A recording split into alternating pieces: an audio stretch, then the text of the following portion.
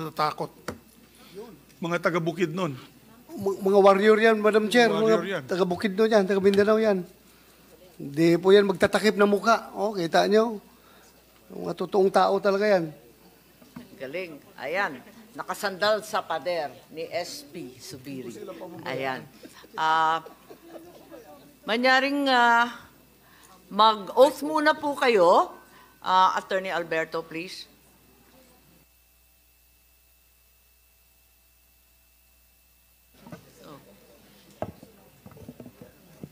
Tumayo muna kayo. Pakitaas po ang kanang kamay.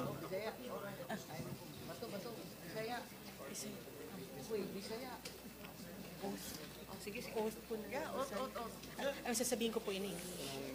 Okay. Okay. I state your name. I, Roberto Padios, Do solemnly swear to tell the truth, the whole truth, the whole truth, and nothing but the truth nothing but the truth in this proceeding. in this proceeding. Thank you. Daghang salamat. And with that, I turn the microphone to Senator Bato de la Rosa and the other Visayans here. Thank you, Madam Chair. We have here two sets of witnesses, no? All of them coming from Bukidnon. One group is coming from Don Carlos, Bukidnon. Mr. Rolin Padios, Barangay Kagawad, o Poblacion Norte, Don Carlos. Asa ka? Saan ka? Mr. Rolin Padios, will you please raise your hand? Salamat, salamat. And Mr.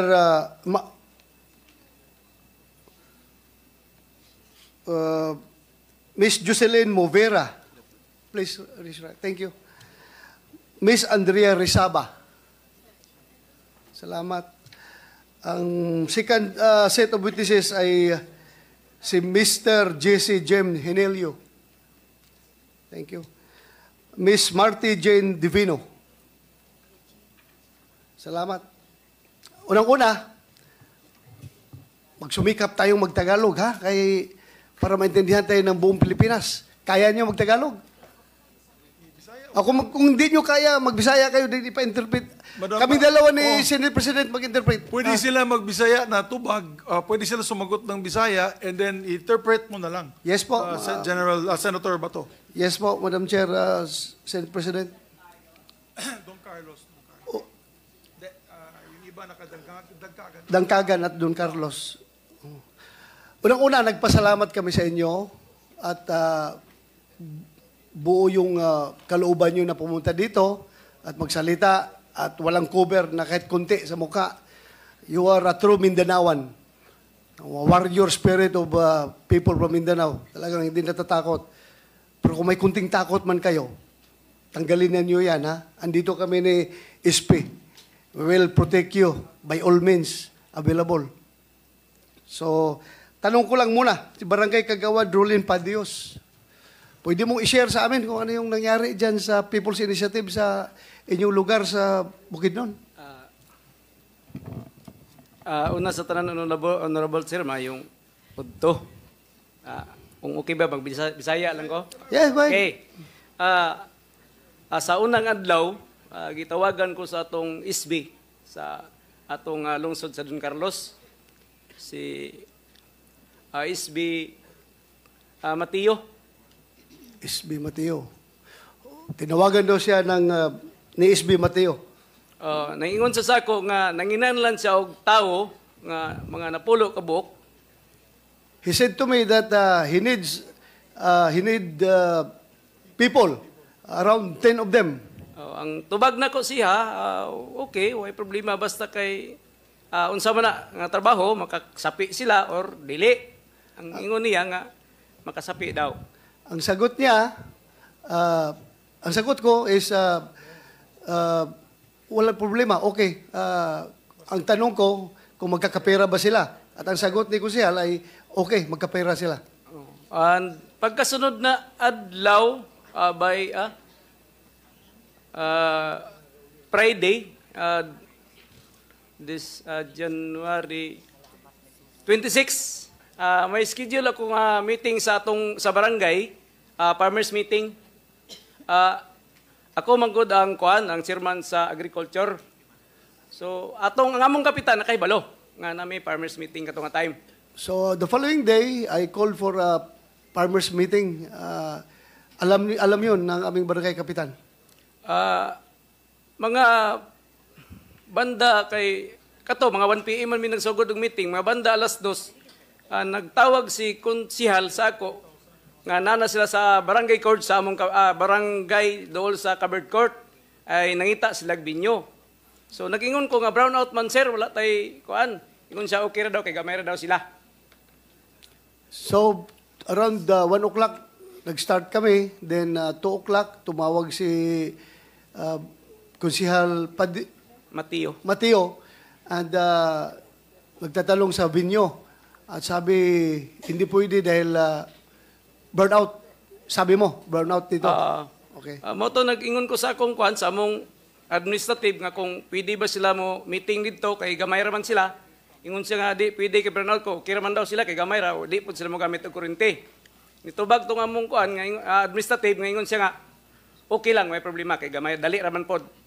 So, in short, nagkaayusan na. Okay. Kasi kunti lang at walang hindi gagamit ng kuryente. Kunti lang naman sila mag-uusap. Pagkatapos tapos na ang meeting namo sa farmers meeting, giadtuan ko na sila dito sa covered court. Tungod man gud kay ang akong mga sakop nga napulo kabuk ang gipangayo nila, tuan na dito. Okay, so pinuntahan kami doon sa covered court dahil yung 10 tao na hinihingi nila ando na. Pagkatapos, nagsabi sila na kwan daw kuno yung covered court may ingay daw, masaba kuno kayo. Okay. So kung okay, basig dito sa among gimitingan, pwede ba? So umayaw sila sa covered court dahil nga maingay. So lipat doon sa minitingan ninyo kanina, previous sa binyo. Okay. Nagsunod sila sa ako, dito na sila nag-meeting. Pagkatapos nag-briefing na sila, ako di ko kayo nag-focus sa ila kasi sila man ang gi-briefing, hindi ako. Okay, so hindi ka nakapokus sa briefing dahil doon sila nakapokus sa 10 na daldala mong tao. Okay. Kana lang siguro, sir. So yung grupo mo nandyan kasama mo? Sino yung kasama mo? Ari, ning duha, sir. Duha. So, pwedeng matanong, pangalan, Jocelyn Mobera? Jocelyn, Yes. Anong pinrami sa inyo o anong ni-request nila sa inyo? Unsay gihatag sa inyo ha?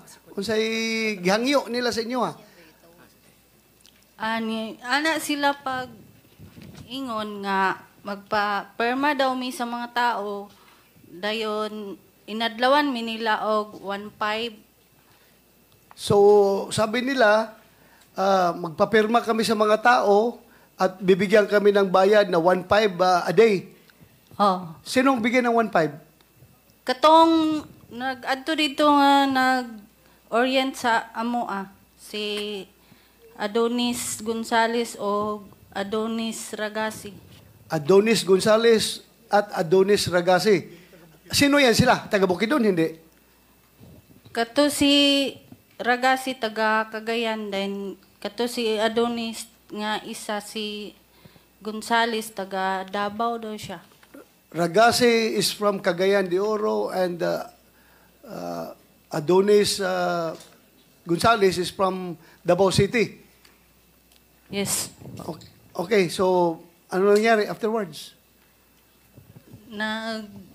Kuha sila og katong form dayon gipatanaw nila sa MOA gi-explain nga kani nga form mao ni inyohang papirmahan sa mga tao nya ang kung mangutana sila igno lang ninyo nga NGO ni dayon kanang nag-explain din sila nga kanang sa baghoon daw ang ekonomiya sa economic constitution na katong pinaagi sa People's Initiative dayon among kuan ilang pangalan, kompleto nga middle name, dayon apelido, precinct number, dayon. Okay, so Kay ang isa daw ato nga, kay duha man ang papirmahan, ang isa daw ato nga form, ila daw ang ipasa sa Comelec, dayon ang isa ipasa daw sa Congress. dalawang pieces of document ang pinapirmahan sa amin. Ang isa ipapasa daw sa Congress, ang isa ipapasa sa Comelec. Yes po. Yan ang sabi nila. Oo. So in exchange, anong ipapromise niyo sa mga tao na pipirma? Wala, ignon lang na mo nga sa Comelec, kay ipasa sa Comelec o ipasa sa Congress. Ana. Kayo na nagpapapirma, anong natatanggap ninyo? Katurang kuan, 1.5 ang adlaw. Dayon Ilang araw kayo nagpaikot? wala gay minog isa ka adlaw kay na kuan manggod to sa kapitan. Nabulabog ba na Nabulabog? nasuko ang kapitan gipa-stop. Gipa-stop ni Kapitan. Oh, Sinong kapitan nyo? si Kapitan Alex Salbanya. Bakit daw pina-stop niya? Kay wala daw nag-agi sa barangay. Kayo hindi dumaan sa barangay, kaya pina-stop niya. Very good, Kapitan. Congratulations for making that move. Pero kayo nakatanggap kayo ng 1.5 para Opo. umikot. Galing Opo. doon sa 2 tao na yon na binanggit Opo, mo opo. kanina. Opo. So, wala kayong pinapromise sa mga AX o tupad? Wala. Ikaw, hindi kayo pinapromisan? Wala. Ang promise lang is 1.5 every day. Opo. Yun lang po. Okay, thank you. Pero kapitanong, sinong nakapag-advance sa inyo ng 3,000? Bali po ang binigay sa amin 1.5 po a day tapos in advance po yung isang araw, bali 3,000 po yung natanggap namin. Magkano? 3,000 po. So, 3,000. Opo. So, naka-advance ka ng 1.5, naging 3,000 na natanggap mo. Yes po. So imagine, Madam Chair, no? Imagine ilang libong barangay yan sa buong Pilipinas kung pangako nila ay 1.5 per person. Nako, hundreds of millions of pesos siguro pinag-uusapan natin dito. Hindi to ordinaryong taong pasimuno nito. Maraming pera. So, daghang salamat sa mga taga Bukidnon. Saludo ko sa inyo. Saludo Madam ko Chair. sa baruganan ninyo. Follow-up question. Ay, with the indulgence of Senator. Tanong muna ako sandali. Okay po, Madam Chair. Binigyan ba kayo ng ID nito? Change Philippines? Itong ID nito, nung pamilyar sa inyo ito, nakita nyo? Binigyan po. Change Philippines. Yes po. Ano daw purpose nito? Bakit kayo binigyan ng ganitong ID? Sabi, yung baguhin daw yung economic. Baguhin ang economic. Economic man yung sabi nila nga. Tapos, hindi yung tinanong nga, di ba? Wala mo nagisisi ha, pero dapat giputanan ninyo. Economic, baguhin ang economic, tapos ang laman sa petition, political amendment, na magbubuto ang Kongreso as one. So, yun nga, gipasabot lang ko lang sa inyo, na gilad na mo. You are being fooled. Economic kuno ang babaguhin, tapos political yung nakalagay sa petition na i-amend yung provision ng konstitusyon na magiging voting as one ang Senado at Kongreso. So, yun lang. Maraming salamat, ha? Thank you. Meron pang gusto magsalita sa inyo? Bago ko i-turn over kay Senator Risa. Meron pang gusto magsalita? Ay, ito. Sige, sige.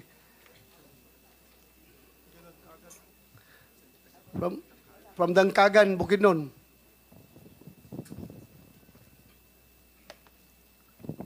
Doon naman sa amin, kami talaga yung unang pinuntahan. Mga around 7:30 ng umaga. Doon kasi kami, pag umaga, doon kami sa area, bali, sa sakahan ba. Tapos, may biglang dumating na naka-5 motor, naka-complete gear. Akala namin mga riders lang ba. Tapos, mababa sila sa tapat ng bahay. Ang sabi na, ito na ba daw yung huling bahay sa Purok? Sabi ko, oh, wala nang bahay doon kasi boundary na sa ibang bayan. Tapos bumaba sila, may dala itong mga firm. Sabi, pwede magpapirma. Tanong ko, ano naman nga pirma yan, sir? Sa ano, para daw to sa pagbago sa mga batas ko, no? May batas ko na babaguhin. Ya, sabi ko kasi, makatumingin naman ako sa mga Facebook. Makita ko kasi yung yung magtapos pirma bigyan. Sabi ko, baka tapos itong pirma may ayuda. Sa hindi, iba to sa amin. Yan ang sabi nila. Tapos, iningi ko yung form. Pwede basahin. Sabi ko, pwede basahin, sir. Tapos binigyan niya ako ng form. Yung nabasa ko lang dito, yung about sa petisyon.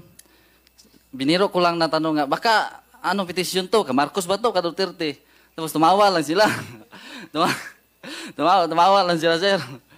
Diyan ang sabi nila, sige na sir, pirma ka na. Sabi ko, hindi talaga pirma ni sir, kay baka kung ano sa Bisaya pa, baka maipit mi ani sir. Sabi ko sa kanila. Tapos nabanggit din sila na about sa Chatcha ba yun? Na isa-submit na nila. Sabi ko, kung gusto nyo ng maraming pirma, sir, doon lang tayo sa barangay. Maraming tao doon, saka nandun yung kapitan. So, wag na, hindi na kailangan doon. Tapos, tinanong ko na, nga, taga saan kayo, sir? Hindi sila nagsalita, ayaw nilang sagutin. Pag magtanong sila, tatanungin ko naman sila, parang naano sila ba? Na, parang hindi sila kasi may narinig. Sa kanila kasi, nag-usap kami kagabi nga, sa kanilang briefing, kapag yung tao na magpirma, kapag marami kunong tanong, iwan na. Sa kanila. Kaya naisip ko gabi, kaya pala, doon sa amin, marami kasi akong tanong, kaya hindi na nagtagal. Umalis na. Hindi ako pumirma. Very good. Salamat sa yung mga sagot. At Madam Chair, may I move that we subpoena yung dalawang tao na sinabi kanina, na nagbi-briefing sa kanila. Ano yung pangalan, ma'am? Sino yung dalawang tao? Si Adonis Ragasi yung isa, sir. Adonis Ragasi. May alam kang address? Asang address? Sabi lang niya, taga Cagayan de Oro daw siya. Cagayan de Oro. And sinong isa? Si Adonis Bong Gonzales. Adonis Taga Bong Gonzales. Davao. Taga Davao. Yes po. Can we subpoena?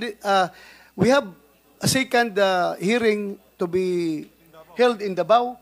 So, walang rason itong kung taga Davao ito, taga Cagayan de Oro na hindi mag-attend. We will ask the assistance of the Philippine National Police para malocate itong mga tao na ito at mabigyan ng subpoena. Salamat. Yes. Yung nakuha daw ni Ragasa yung number ni Kagawad. So, Kagawad, nagtawagan kay kahapon?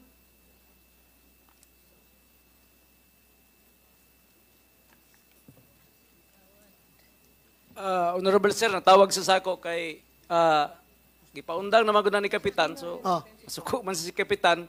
Ingnan ako siya nga ako kamo na lang mag-istorya ni Kapitan kay Sabado, mga 2 p.m. sa hapon, na bulabog naman. Nga daghan ng mga isyo.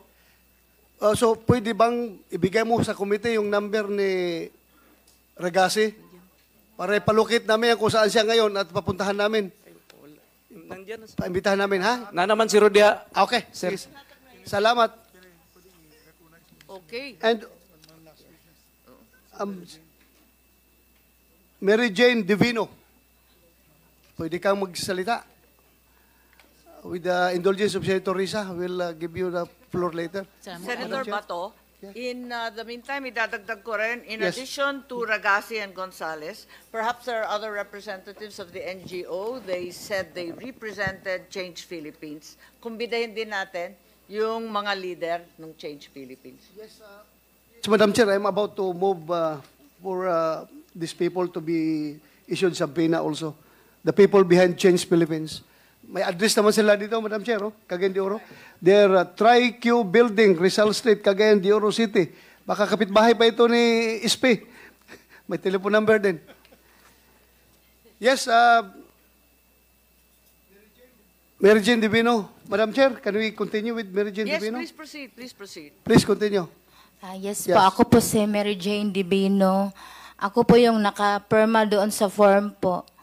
So, ang nahitabo, kulim sa yaon. Sige. Ang nahitabo, buntag to sa'yo, ni Agira sila sa balay. Tapos, Sinong sila? Tung 5 katao. 5 katao. Kilala mo puros, yun? wala ko kaila. Wala. Puros lalaki, Puro lalaki. nakamotor, tapos mga tag-asog barog. So, pag-agi nila, nidriso sila pangutana na ako nga, pwede ba ako ma-interview or survey lang daw. Survey lang daw. Okay. Interview. Tapos na sila papirmahan sa ako.